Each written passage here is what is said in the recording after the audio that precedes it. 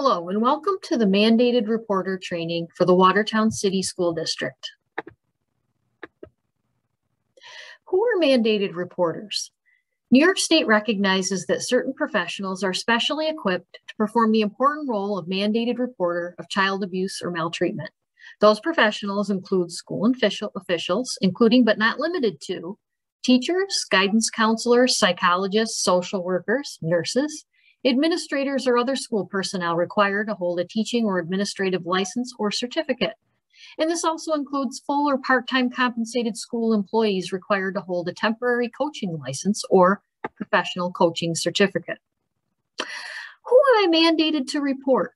Mandated reporters are required to report suspected child abuse or maltreatment when they are presented with a reasonable cause to suspect child abuse or maltreatment in a situation where a child, parent, or other person legally responsible for the child is before the mandated reporter when the mandated reporter is acting in his or her official or professional capacity. Reasonable cause to suspect.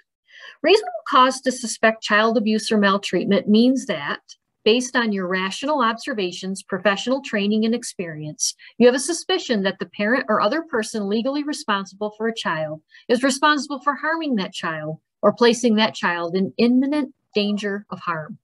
Your suspicion can be as simple as distrusting an explanation for an injury.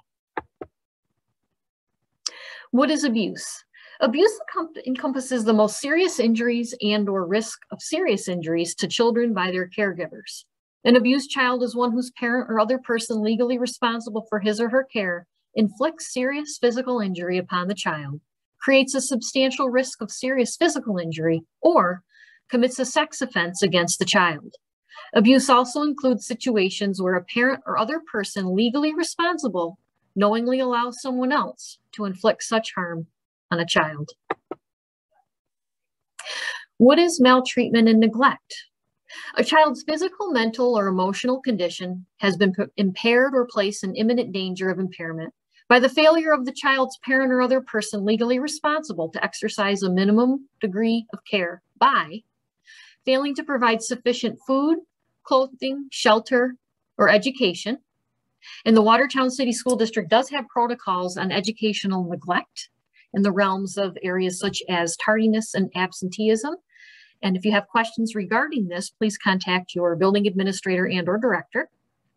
Failing to provide proper supervision, guardianship, or medical care, and this refers to all medical issues, including dental, optometric, or surgical care, or inflicting excessive corporal punishment, abandoning the child, or misusing alcohol or other drugs to the extent that the child was placed in imminent danger.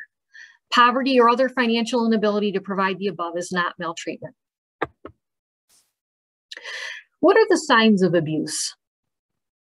Injuries to the eyes or both sides of the head or body, frequent injuries of any kind, passive, withdrawn, or emotionless behavior, fear of going home or fear of parents, expressing age-inappropriate knowledge of sexual relations, sexual victimization of other children, obvious malnourishment, listlessness, or fatigue, stealing or begging for food, lack of personal care, such as poor personal hygiene, torn and/or dirty clothes, untreated need for glasses, dental care, or other medical attention, frequent absence from or tardiness to school, and the child inappropriately left unattended or without supervision.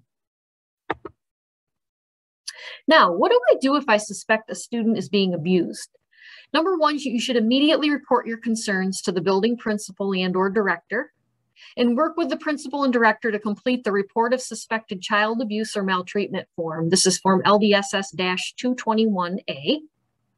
And this is available. Your building principal can assist you with accessing this form and filling it out. And then what do I do next if I suspect a student is being abused? Well, you call the mandated reporter hotline with the principal, director, or his or her designee present. And the phone number for New York State for the mandated reporter hotline is 1-800-635-1522. And the principal or director should file the report of suspected child abuse or maltreatment form in a folder, not within the student's permanent record folder. What happens after I make that report? Well, when a report is registered at the SCR, the local Department of Social Services is immediately notified for investigation and follow-up, and a local CPS caseworker will initiate an investigation within 24 hours. And CPS intervention consists of an evaluation of the child and other children in the home and the development of a plan to meet the needs of the child and the family. If there is an immediate threat to the child's life or health, CPS may remove the child from the home. And within 60 days of initiating the investigation, CPS will determine whether the report is indicated or unfounded. And mandated reporters may ask to be informed of the outcome of the report as well. What protections do I have as a mandated reporter? The Social Services Law provides confidentiality for mandated reporters and all sources of child abuse and maltreatment. If a mandated reporter makes a report with earnest concern for the welfare of a child, he or she is immune from any criminal or civil liability that might result. This is referred to as making a report in good faith.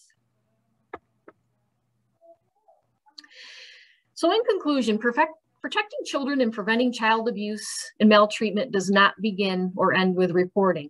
Efforts to prevent child abuse and maltreatment can only be effective when mandated reporters and other concerned citizens work together to improve the safety net in their communities.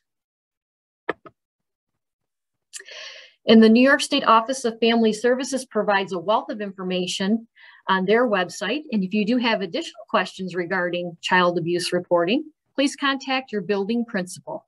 Thank you.